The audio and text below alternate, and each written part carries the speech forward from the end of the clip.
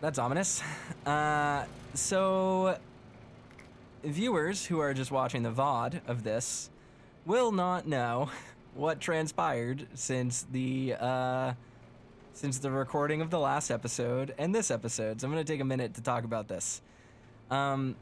Obviously, last week, we stream Alan Wake and we streamed Remedy games in general on Mondays. I do not know if that will still be active by the time this VOD goes live, but that's what we're doing. This is my Remedy slot. And while we got through Alan Wake just fine, the rest of the week was really busy. It was New Year's. I didn't really have time to stream every single day. And I don't remember if this is behind where I was. I think it is. Anyway, I didn't have time to stream every single day, so we had a kind of limited stream week during last week. And I ended up playing some Lobotomy Corp throughout the course of the week, because that was pretty fun.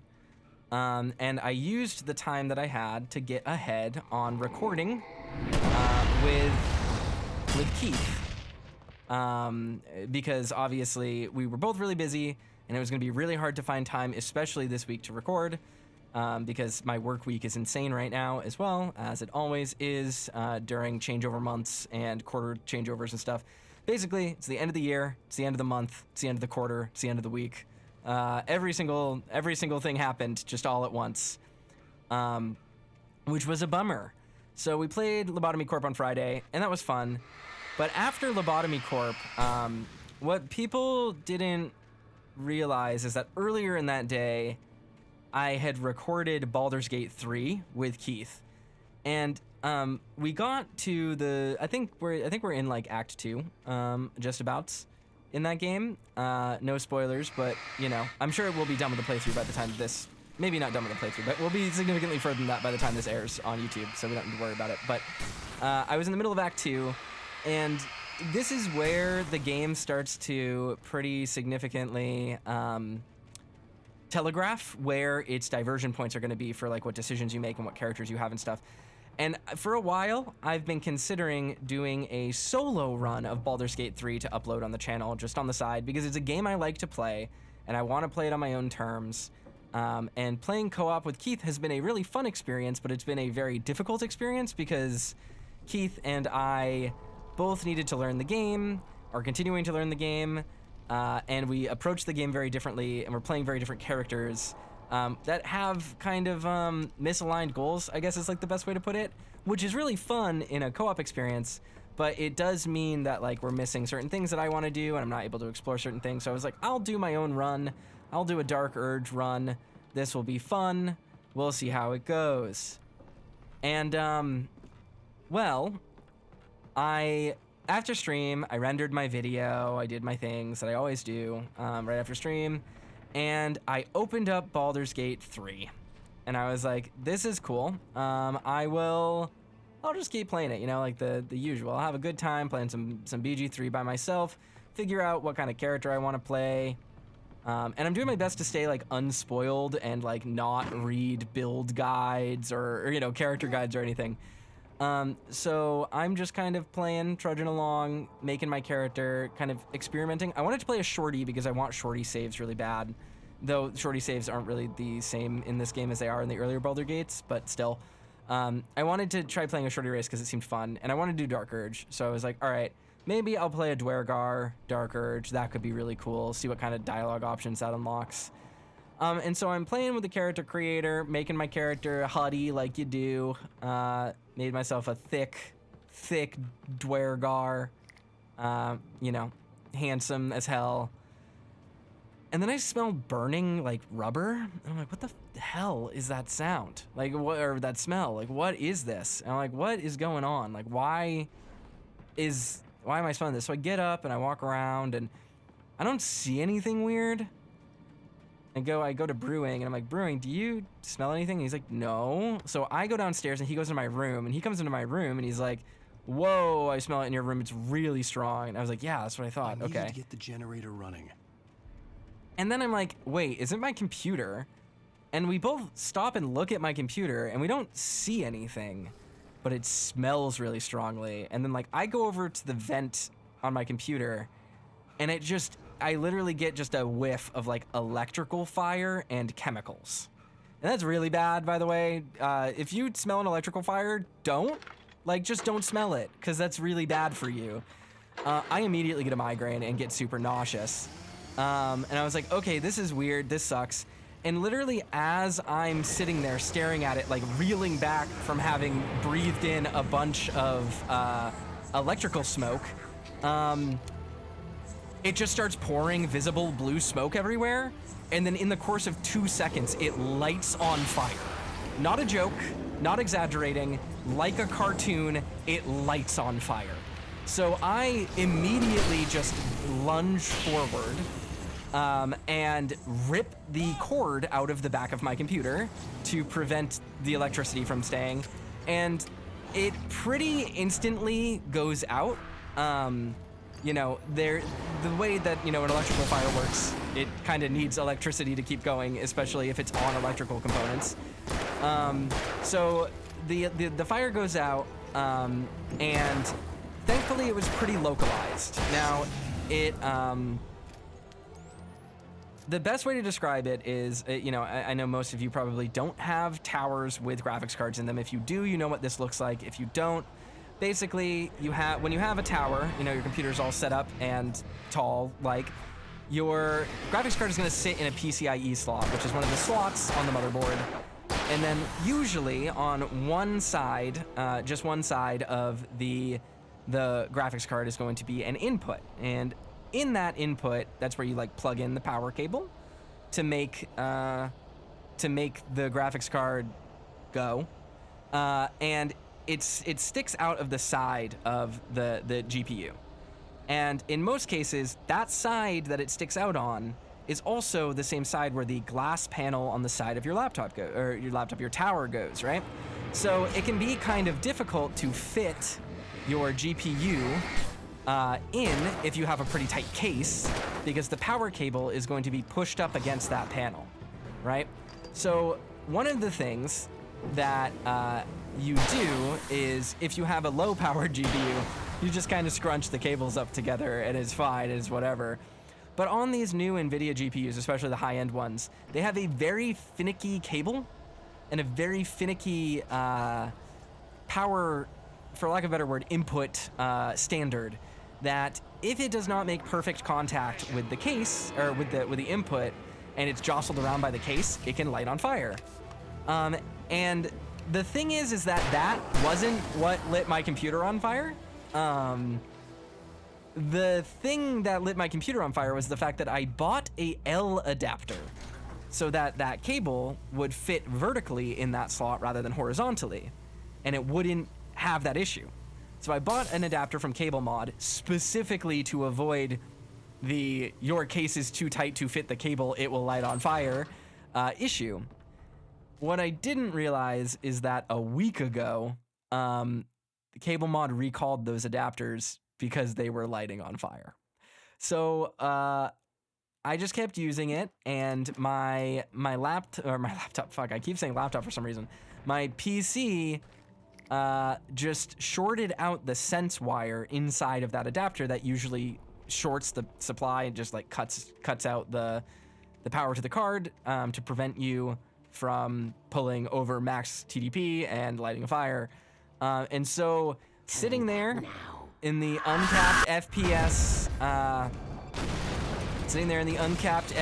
character creator of Baldur's Gate 3, looking, rendering the dong jiggle physics of my thick Dwergar, I drew too much power to my GPU, lit that sucker right on fire, and melted my Cable Mod adapter to my GPU.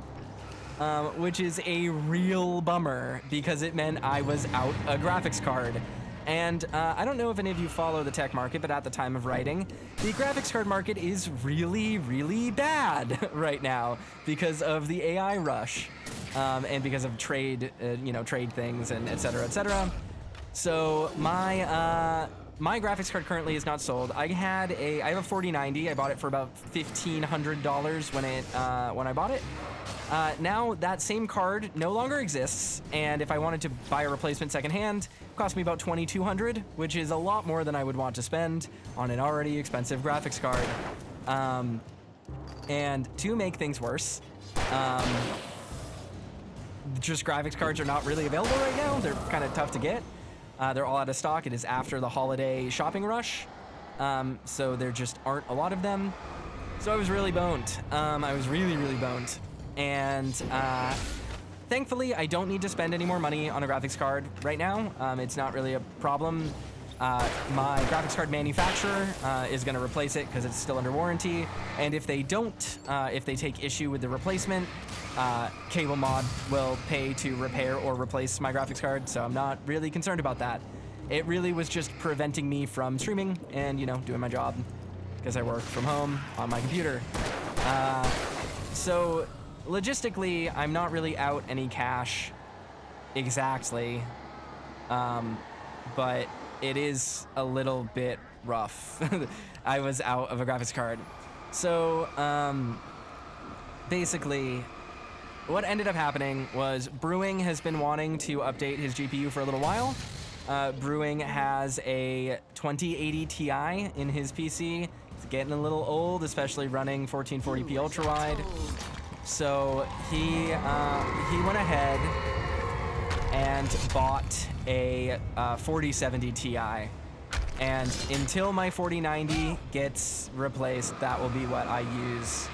Unfortunately, it does limit some of the things I can do with my card and with my stream. So if performance looks a little bit worse and resolution looks a little bit worse, that's why. My encode times are going to be a lot longer, unfortunately. This is a 12 gigabyte card rather than a 24 gigabyte card, so a little bit less strong as well in terms of VRAM. But you know how it be. You just make do. So we might need to we might need to maybe switch up some of the stuff that we play and focus on some more indie stuff from now on. Not that a 4070 Ti is a bad card at all. It's actually a great card. It's just I push my computer pretty strong trying to run the stuff that I have. So you know how it be. But yeah, that's what has been happening. My computer lit on fire. I narrowly avoided my house lighting on fire as a result of it. But you know how it is. So.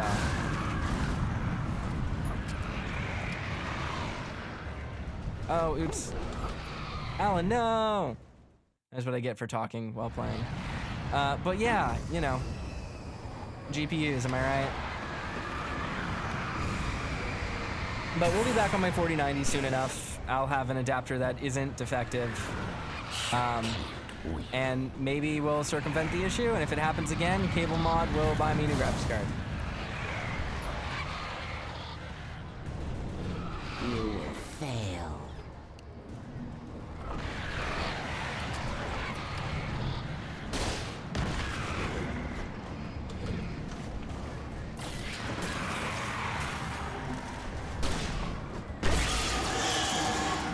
It's all in your head.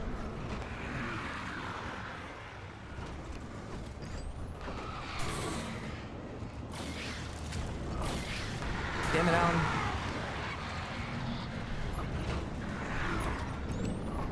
What are you doing, dude? What is going on? Why is it like auto-targeting enemies and stuff? There we go. That was strange. Really just like wasn't working.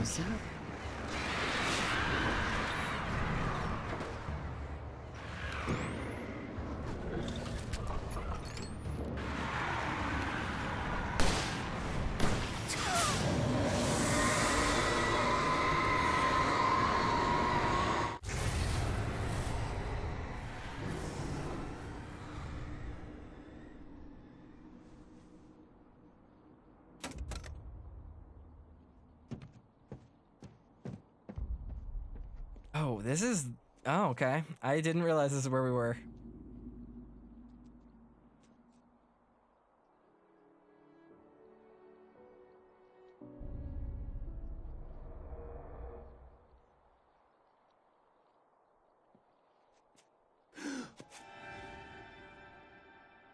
Jumps into the water like such a dork. Hell! Hell? I don't remember that being the last line there. Shh, baby. You were having a bad dream. It was just another nightmare. No, Everything's fine. You're home. it wasn't a dream. Everything's fine. Turn the lights on. Turn the lights on! Shh, baby. The power's out. There's no light. Come back to bed and I'll make you forget all about your fear in the dark. My fear? It's your fear. Why aren't you afraid? You're not Alice. Turn the lights on now. Where's the clicker? What did you do with it? Alan, honey, you're still 1 foot in a dream. You're not making any sense. Come back to bed. All right, time to investigate. We're in Alan? the dark You're place. scaring me now. Come back to bed. Have you taken your pills? Do you want me to call Dr. Hartman? I read your manuscript. It's brilliant. Departure is your best work yet. You're a genius. I'm so proud of you. Come back to bed. We'll talk more about it in the morning. Going to bed, shoes on, exactly. Ren says the man is still fully dressed, indeed. Yeah, hello all. Thank you everyone for coming during this. I apologize that I had to To bedtime. ouch, skip streaming and stuff lately because of all that stuff.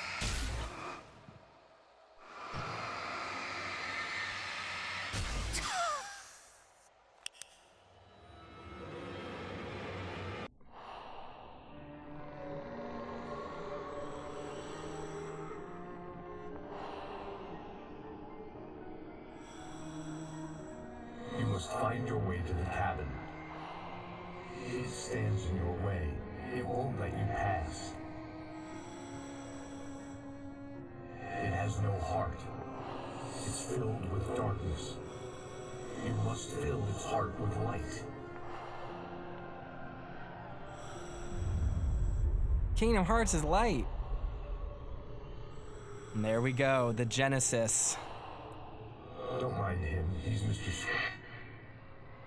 Your friends will meet him when you're gone. Oh, chills.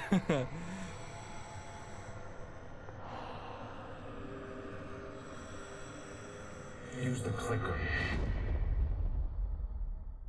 So I wonder if Mr. Scratch was a manifestation of, or not a manifestation, but a creation of Thomas Zane.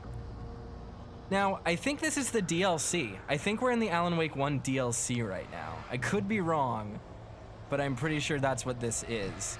In the original game, they were special episodes that you played after beating the game.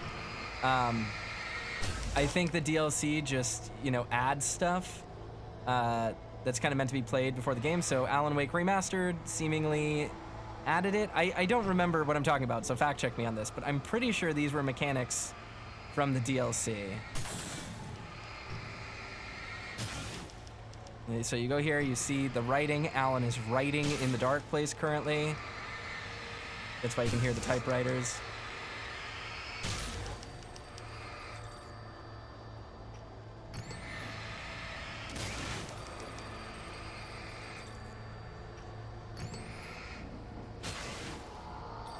Here we go. I followed the idea of a path. And here we can see the genesis of like some of the Alan Wake 2 ideas. I'm leaving you. What? I'm leaving you, Alan. I met someone. I'm in love with someone else. Alice? No, what are you saying? You can't. You don't love me. How could you when you don't even love yourself? All you do is torture yourself with work you can't do anymore. No, I love you more than anything in the world. You're my muse. I'm not. Who are you? What have you done with my Alice? Alan? What are you doing? Put the light back on! What are you doing, Alan? Stop! Put the light back on! It wasn't true. Nothing like that had ever happened. You're not my Barbara. Tom, let me go. I promise to be good. Please, untie me, you naughty boy. I will help you write your masterpiece. I will love you forever. No, you're not Barbara Jagger. I made a terrible mistake. I should have never written you back. You came back wrong. Your heart is filled with darkness. Put that knife away, Thomas. Put it down. Your heart is filled with darkness. Cut it out. I'll take you back to the denser chamber.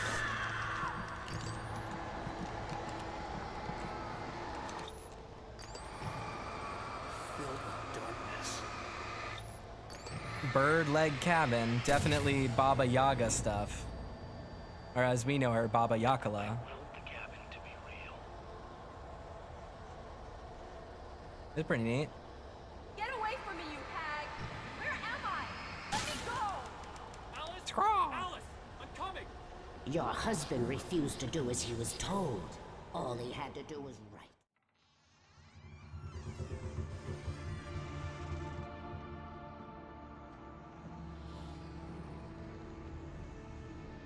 Now you will never get her back.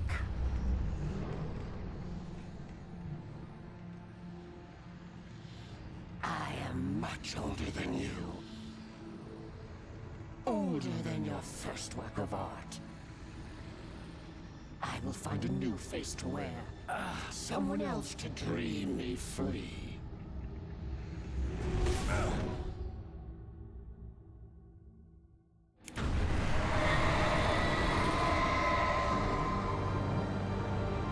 There we go. He clickered her.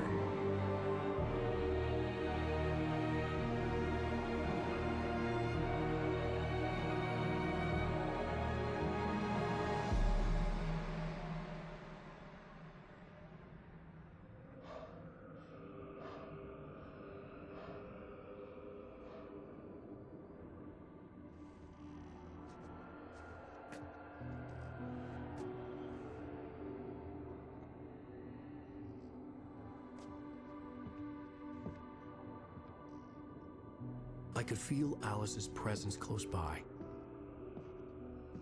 I understood what I had to do now. I knew how to write the ending to Departure. There's light and there's darkness. Cause and effect. There's guilt and there's atonement. But the scales always need to balance. Everything has a price. That's where Zane had gone wrong. There's a long journey through the night back into the light. Alice? Alice?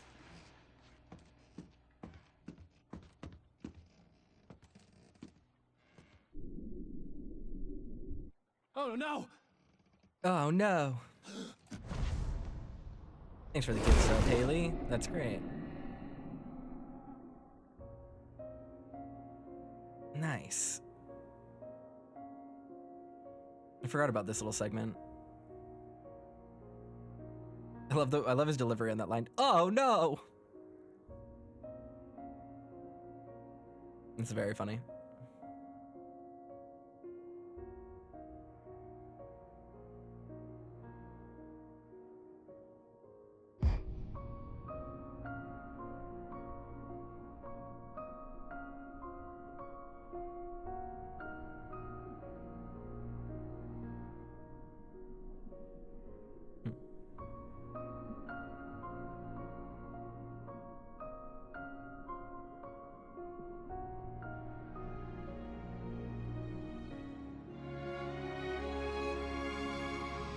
And there's Alice.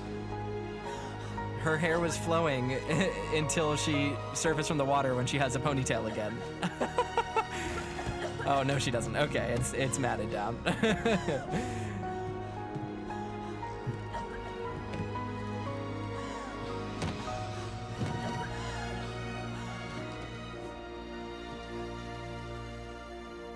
Alan?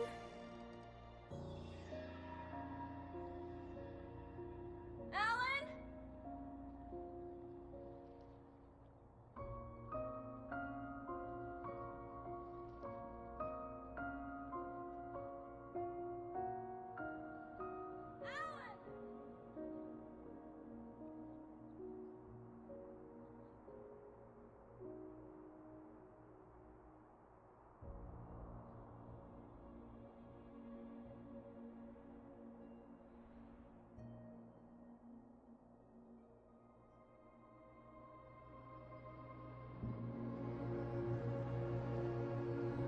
So pretty.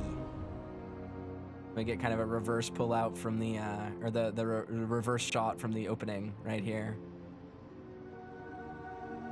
Kind of mimicking the game, bookending it a little bit.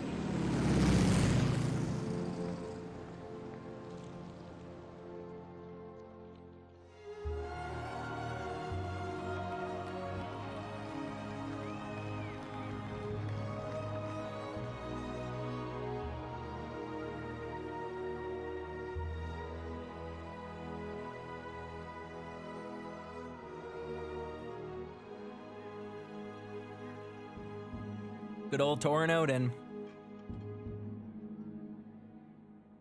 And Rose has the light now. And Nightingale's behind her, all spooky.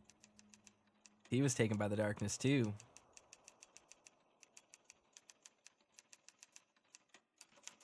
It's not a lake. It's an ocean. Alan, wake up. Wow! So that was Alan Wake. However, we're not done with the game yet. We have the DLC. We have the DLC to go. But this is an interesting situation, right? Because I forgot to read the last thing. Hold on, let's go there.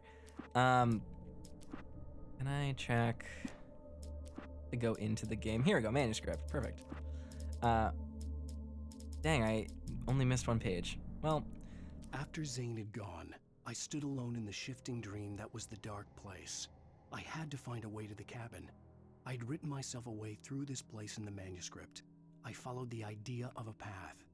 I'd written myself across the ocean that blocked my way, and with that, there was a bridge to the island beyond. The idea of the cabin flickered in the underwater darkness. I willed the cabin to be real, and it was.